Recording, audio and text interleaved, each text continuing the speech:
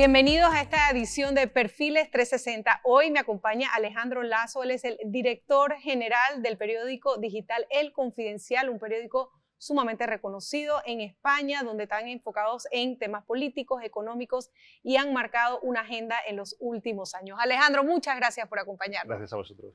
Alejandro está aquí en Panamá y queríamos aprovechar esta gran oportunidad para hablar sobre esa transformación digital que has hecho en el periódico los últimos 14 años, ahora como director general, pero primero como director de innovación. Pero antes, Alejandro, estudiando un poquito tu perfil, creo que es importante porque tú eres como un emprendedor nato, o sea, antes de ir a la universidad, ya tú abriste medios de comunicación con 18 años. Cuéntame cómo un joven de 18 años dice, ay, bueno, voy a montar un negocio, voy a abrir un periódico o una radio. Cuéntanos un poco. Pues yo empecé estudiando informática, yo me matriculé en informática de sistemas porque creía que era el futuro y empecé a cursar la carrera, pero en paralelo estaba trabajando en una radio que habíamos pedido recursos, subvenciones a la Unión Europea, nos habían dado un dinero y montamos una red de emisoras en la zona noroeste de Madrid. Eso fue el primer paso y lo siguiente, claro, con el boom de Internet empezamos a crear medios de comunicación locales, que son información periodística local, que todavía no existía, todo era papel o prácticamente no había nada, y fuimos el primer diario que empezó a abrir digitales en la zona noroeste de Madrid, que en poblaciones de muchos habitantes, de 80 a 100.000 habitantes, estuvimos en 5 regiones y hoy por hoy esos periódicos siguen funcionando. Entonces esa vena innovadora, también emprendedora, pues es la que me persigue cuando yo estoy estudiando informática y cuando termino la carrera digo, pues estoy dedicando todo el tiempo al periodismo, ¿por qué no me dedico a las ciencias de la información? Y es cuando me pongo a estudiar periodismo y ya pues me meto en el mundo de los medios ya de forma más llena. Claro, entonces informática y periodismo, que pudiera sonar hace 20 años, dos carreras muy distantes quizá, y hoy día yo no sé si una puede sobrevivir sin la otra. ¿Tú qué opinas? Bueno, yo creo que sí, efectivamente. Al principio era como muy marciano, ¿no? Decir, ¿pero qué haces estudiando una carrera tan opuesta? Ahora parece que era un visionario en aquel momento, pero en realidad era más de pasión. Creo que ahora todo ha confluido, todo tiene bastante que ver. De hecho, todos los grados ahora que hay periodísticos pues también tienen mucho que ver con la parte de tecnología, con el derecho. O sea, que se ha convertido la tecnología en una parte esencial del ejercicio periodístico. Cuéntanos un poco, en este mundo donde ya estabas con 2 carreras, con periódicos andando, fuiste locutor en el Real Madrid, tú eres de los míos, me encanta, en radio. ¿En qué momento se da esta oportunidad de llegar a un periódico como El Confidencial y entraste haciendo qué específicamente? Bueno, yo la radio efectivamente a mí es el medio que más me gusta porque al final es donde desarrolla bastante parte de mi carrera. Estuve también en Onda Cero, en informativos y efectivamente llegué a la radio del Real Madrid, que era muy divertido porque la tenían en Valdebebas, que es donde entrenan los jugadores y claro, pues era estar rodeado de gente que están a nivel mundial, ¿no? Y el paso de llegar al periódico digital y en concreto al Confidencial pues lo doy cuando veo que esa capacidad de innovación de los periódicos locales y la experiencia también en radio pues se puede aplicar en un medio para darle cierto sentido, darle un poquito una capa de innovación y ahí me abren las puertas en El Confidencial. Entro como redactor de deportes, la sección de deportes, y a partir de ahí se me da la oportunidad de ir abriendo camino hasta llegar a ser el director de innovación, montando el laboratorio de innovación que lanzamos en El Confidencial, y la carrera pues, ha ido evolucionando después de 14 años hasta que llegó a la dirección general. Te pregunto, Alejandro, cuando llegas, imagínate, esto creo que es una oportunidad más por el tema de deportes donde estabas y que se te van abriendo puertas. Cuando llegas al Confidencial, ¿nos podrías dar una radiografía de cómo era el periódico digital hace 15 años? Para que luego entendamos esa transformación y qué consistió. Bueno, el Confidencial nace en 2001, que lo monta un grupo de amigos que son periodistas y uno de ellos, pues el consejero delegado, viene de ser redactor jefe de Economía en Diario 16, luego estuvo en el sector de la comunicación, de director general de comunicación en Telefónica, montó Terra, entonces ya conectó con el mundo Internet y vio la oportunidad en 2001 de lanzar un proyecto periodístico en concreto para las élites. Entonces yo cuando llego, pues ya habían pasado 9 años, éramos 35 personas en plantilla, éramos un periódico que tenía pues muchísima información financiera, exclusivas. Económica, ¿no? Mucho metido en economía, muy, o sea, financiera todavía no estaban tan metidos en investigación. Todavía no, bueno, había algunas cosas, o sea, el objetivo era siempre llegar a los lectores influyentes, esas personas que están en la toma de decisiones, que al final hacen que ese producto, poco a poco, añadiendo capas de valor periodísticas, pudiese llegar a más gente. Entonces, cuando yo llego éramos solo 35 personas, éramos conocidillos, pero tampoco éramos de los digitales, pues, ¿no? La parte de los nativos, pues los más conocidos de los nativos, y cuando yo llego, pues hay un cambio de la dirección de editorial, cambia el director del periódico, y ahí se abre pues una explosión porque empieza a surgir todo el talento interno, se le da espacio para poder crecer. Ahí el director del periódico actual, Nacho Cardero, pues que era el segundo del director anterior, pues se hace con las riendas del periódico, hace una transformación, y desde todos los áreas, desde el área editorial, desde la área tecnológica, pues hacemos esa revolución que ha llevado que el Confi, hoy por hoy somos 204 trabajadores, somos el segundo medio más leído en España, según los últimos datos que se publicaron de GFK, que es el medidor en España, y bueno, tenemos una solvencia financiera como para poder resistir embestidas del poder cuando sacamos información sensible, comprometedora o sensible. Vamos a hacer una breve pausa, Alejandro. Cuando regresemos, nos cuentas un poco en qué consistió esa transformación, qué retos enfrentaste y cuáles son tus consejos también en este tema de transformación digital en empresas quizá más tradicionales. Hacemos una breve pausa, regresamos con Alejandro Lazo, director general del periódico digital de España, El Confidencial. Ya volvemos.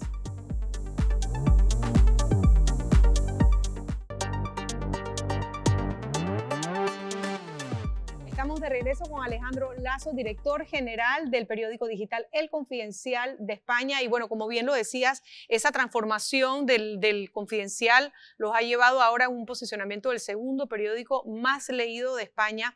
Cuéntame, hace 14 años realmente cuando te dan digamos que este reto, ¿cómo creas el laboratorio? ¿En qué consistía ese laboratorio del Confidencial?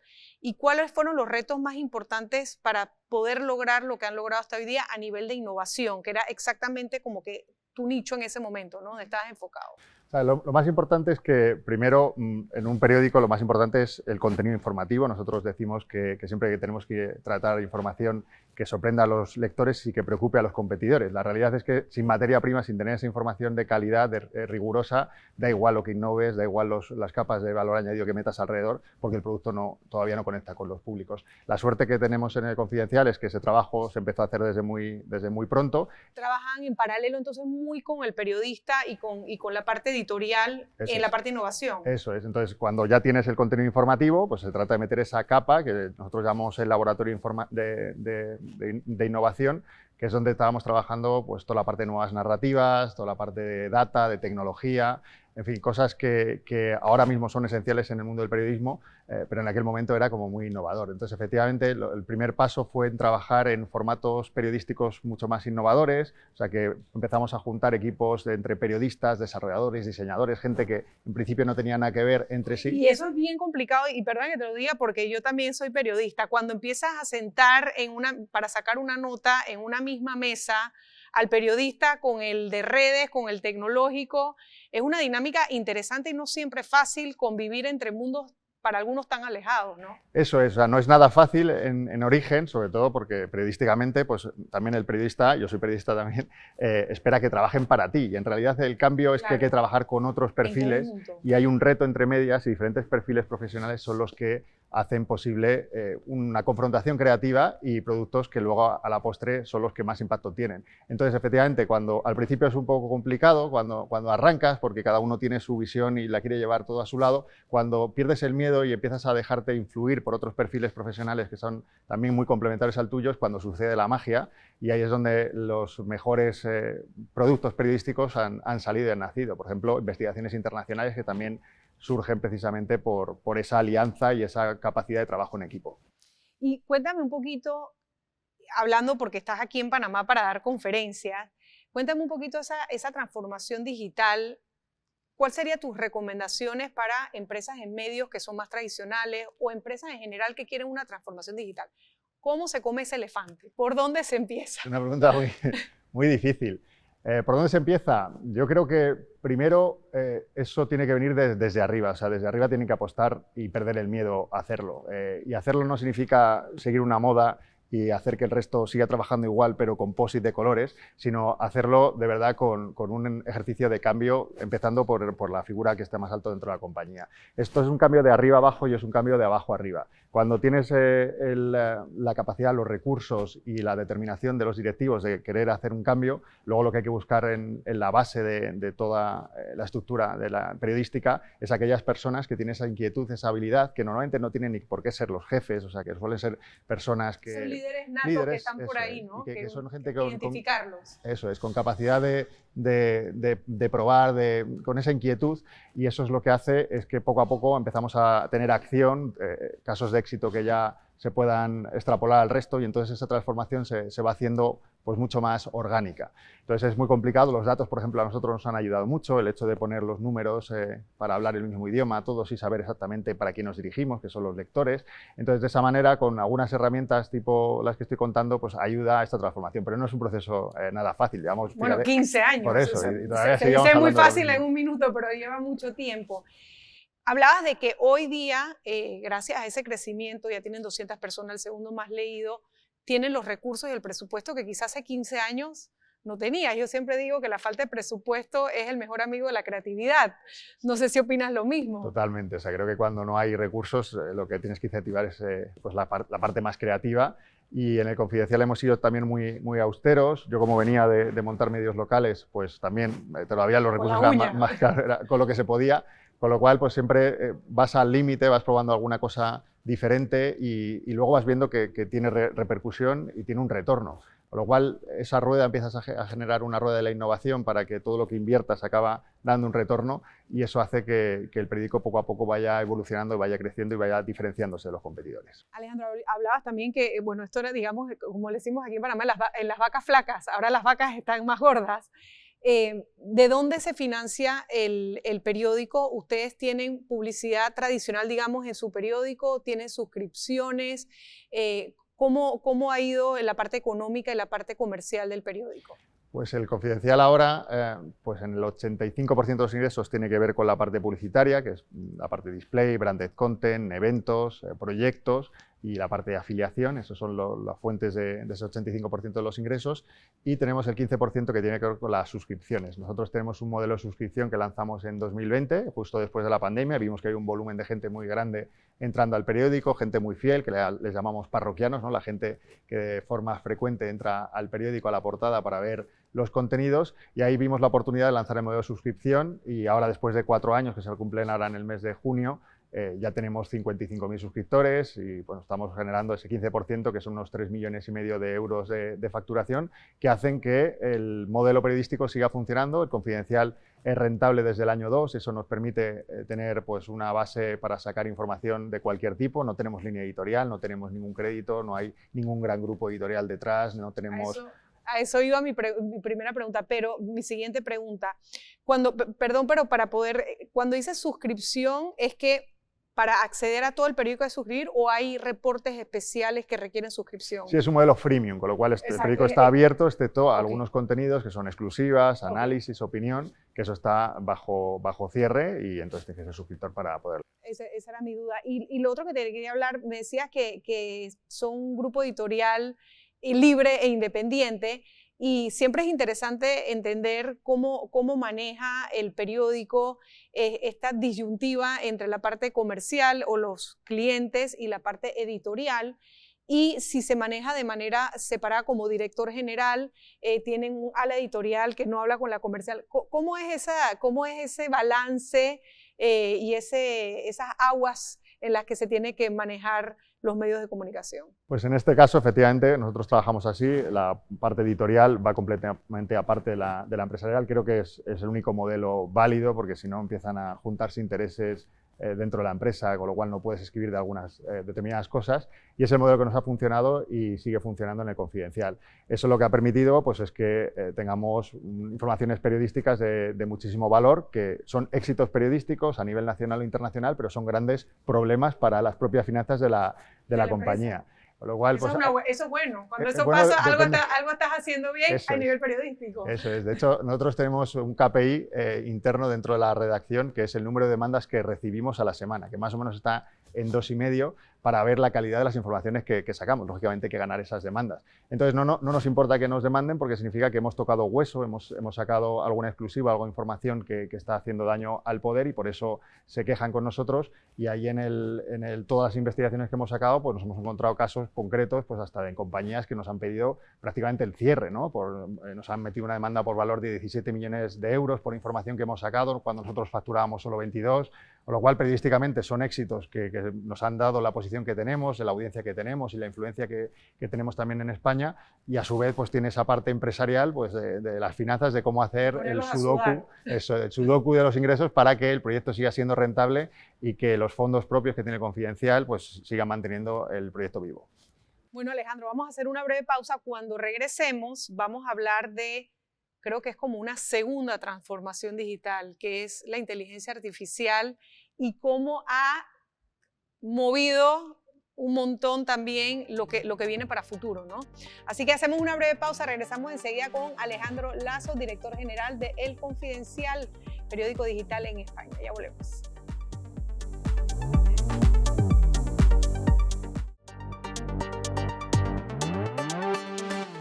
Bien, estamos de regreso en esta interesante entrevista con Alejandro Lazo, director del Confidencial, el periódico digital El Confidencial, y hemos visto cómo esta evolución y esta transformación digital ha hecho que este periódico realmente pueda financiarse, pueda tener esas demandas que son importantes para saber que algo se está haciendo bien, y también me imagino una estructura importante para poder contrarrestar este tipo de poderes a veces que hay tanto en economía como en política, cuando uno realmente, como dice bien, toca hueso, ¿no? Efectivamente, todo tiene que ver con las investigaciones periodísticas, todas las informaciones que sacamos. Lo que hay que buscar es equilibrio entre hacer una información rigurosa, de calidad, que tenga impacto, que marque agenda. Nuestro propósito es contribuir a crear una sociedad libre y mejor informada, con lo cual cualquier tipo de información que llegue de cualquier signo político nosotros lo vamos a publicar. Hemos publicado pues, del gobierno cuando gobernaba la derecha, ahora cuando gobierna la izquierda, de la Casa Real, o sea, en general no tenemos miedo a publicar, porque hacemos esa función social. Y bueno, más allá de luego los tejemanejes para conseguir hacer que la empresa siga siendo viable, creo que el impacto de la labor informativa del Confidencial en la sociedad es evidente. Ayudamos a marcar agenda, a hacer ese producto periodístico que creo que es la labor fundamental que tenemos que hacer los medios. Y bueno, y eso es un poco lo que nos ha llevado a donde estamos. Bueno, y nos pudiéramos quedar hablando de eso, pero no venimos a hablar de eso, de cómo está la situación en España, que está en ebullición, como digo yo, pero queremos aprovecharte en esta entrevista para que hablemos de otras de las grandes transformaciones que yo creo que ha realmente sacudido un poco el suelo de lo que va a ser la innovación hoy día con esto de la inteligencia artificial. ¿Cómo lo ve Alejandro desde su posición como director por mucho tiempo de innovación? ¿Cómo sumar esto o no, o de qué manera al periodismo tradicional? ¿Qué opinas? Pues es un reto impresionante, a mí me encanta. A mí cada vez que hay un cambio de estos, en general, cuando hay un cambio tan importante como el que se nos viene, es donde se cambia el tablero de juego y es donde empiezan a hacer, emergen otros nuevos actores o incluso hay consolidación o hay cambios de posición. Para mí la inteligencia artificial creo que es el mayor cambio que ha habido el periodismo en los últimos 50 años, incluso por encima de Internet. Porque nos va a cambiar radicalmente cómo hacemos el periódico e incluso la función social que hace el periodismo. Yo creo que ahí va a ser el trabajo de los medios de comunicación va a ser más importante que nunca, porque en un momento donde todo va a ser falso, donde cualquier persona puede hacer informaciones con un prompt o puede coger una foto y montarla, un vídeo de una persona famosa y tratar de manipularlo, como todo va a ser mentira para conseguir intereses espurios, los medios de comunicación tienen que volver a los básicos, volver a hacer periodismo y ser ese punto de referencia donde los lectores o la sociedad quiere leernos para poder saber lo que realmente está pasando.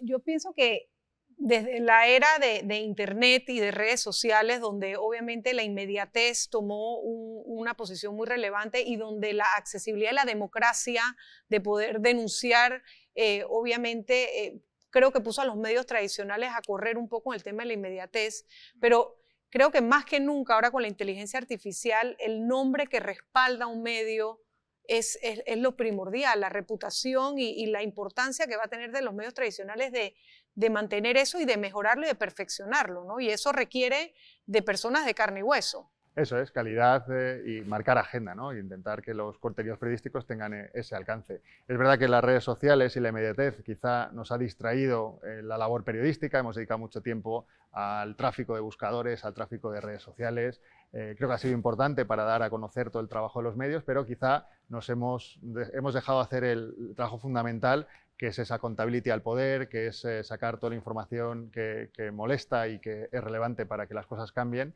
Y creo que vamos a ese escenario de nuevo. Por eso digo que es una época de oro del periodismo la que nos espera, donde el menos es más. Vamos a hacer muchísima más información de calidad que la que hacíamos antes, que simplemente hacíamos solo volumen. Y ahora pues la oportunidad es también de que la gente vuelva a confiar en los medios, porque en toda esta operación creo que hemos perdido esa credibilidad en la sociedad y ahora es el momento de volver a ganarla y convertir otra vez el periodismo en ese eje para que la sociedad sea más libre. ¿Qué recomendación le harías? Porque como director de innovación y ahora director general, yo siempre he visto que estás como un pasito adelante. Te gusta estar como un paso adelante en todos estos temas. ¿Qué recomendación le darías a los medios en cuanto a esta nueva herramienta? O sea, puedes con el enemigo, súmate a él. O sea, hay gente que le tiene realmente mucha aprensión. Claro, yo creo que es esa precisamente la clave. Creo que hay que perder el miedo. O sea, no se puede entender aquello que estás atacando. Entonces, nosotros siempre decimos que hay que tratar de, si quieres, por ejemplo, aprender a nadar, tienes que tragar agua. Entonces, la única forma de poder surfear esta ola de la inteligencia artificial es perdiendo el miedo, es probando, es juntando y viéndolo como un reto más que como una amenaza, y a partir de ahí empiezan a surgir las grandes ideas. La buena noticia es que como estar constantemente en ese flujo de innovación hace que te anticipes a algunos posibles problemas. En realidad tampoco tenemos ninguna solución, lo que sí sabemos es cuáles son los caminos a los que no hay que ir. Y no sería también, digo, en la inteligencia artificial tú hoy día puedes agarrar datos y meterlos en una inteligencia artificial y que te desglose. O sea, ¿sería una herramienta de apoyo o lo ven más como algo que no se debería usar? Nosotros, de las 5 líneas que tenemos de inteligencia artificial en el periódico, una tiene que ver con la productividad y efectivamente hacer que el trabajo de los periodistas sea mucho más sencillo a través de asistentes. O sea, Microsoft lo llama copilot, copilotaje. En realidad nosotros no queremos nadie que nos copilote, sino que nos asista en ese trabajo periodístico a la hora de buscar información, de coger un informe de 100 hojas y resumirlo, sacar la esencia periodística para que el periodista tarde lo menos posible en sacar la información, o que la información que saque sea lo más completa. Cuando antes se tardaba una semana en sacar un tema, pues a lo mejor ahora en unas horas lo tienes solucionado. Decías que eran 5, ¿cuáles son las otras 4? Las otras tienen que ver con la diversificación del negocio, con los cambios que está haciendo Google. Creo que hay una parte de ingresos que tenemos que conseguir los medios por otra vía. Hay otra que tiene que ver con la multicanalidad y el multiformato, es sacar toda la información pues, en otros idiomas, en otros formatos, pues, de texto a vídeo, de texto a redes sociales, en fin, que estar en todos los soportes. Y las otras tienen que ver más con la estructura del talento, gestión del talento interno, el reskilling de los perfiles profesionales, de cómo poder identificar aquellas áreas que la inteligencia artificial va a ayudar en exceso para que los perfiles profesionales abracen ese cambio o incluso otros se vayan adaptando a las nuevas exigencias del mercado. Bueno, sabemos que tenemos que surfear esta ola, como que dice, y yo sí también coincido que esta es la revolución más grande que va a tener no solo el periodismo, sino la industria en general, ¿no? de la inteligencia artificial. Alejandro, muchas gracias. Se nos acabó el tiempo. Queremos darte las gracias. Qué bueno que estás aquí en Panamá para poder compartir esos éxitos y esos logros con colegas de países de la región aquí en Latinoamérica, así que mucho éxito en tu estancia aquí en Panamá. Ustedes, gracias por habernos acompañado. Será hasta la próxima en otro Perfiles 360. Gracias.